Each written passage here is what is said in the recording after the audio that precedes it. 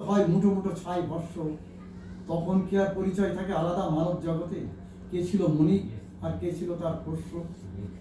সেই দেহ পুরো ছাই ভস্যে পরিণত হবার সঙ্গে সঙ্গেই মানব দেহে সবার অলক্ষ্যে হয়ে যায় বিলীন। আবার সেই ছাই ভস্য কালক্রমে ধুলোয় মিশে কখন হয়ে যায় মলিন। এই জগৎ সংসার বড় মায়াময়।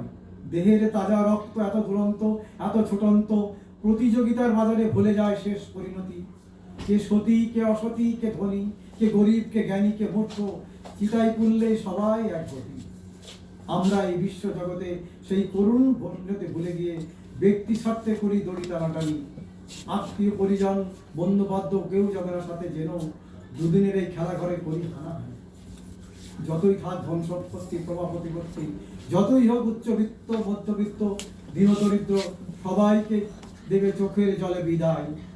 কাঠের চুল্লি সাজিয়ে তার ওপর দেহ রেখে লাঠির খোঁচায় জ্বলন্ত আগুনে পুড়ে ছাই ভস্য পরিণত হবো আমরা সবাই।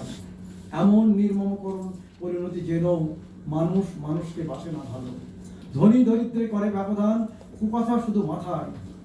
কিসের এত অহংকার, কিসের এত দিমাগ, কিসের এত অর্থে দাহাদাপি? আজ বা কাল আমরা সবাইকে উঠতে হবে ওই শিকায়।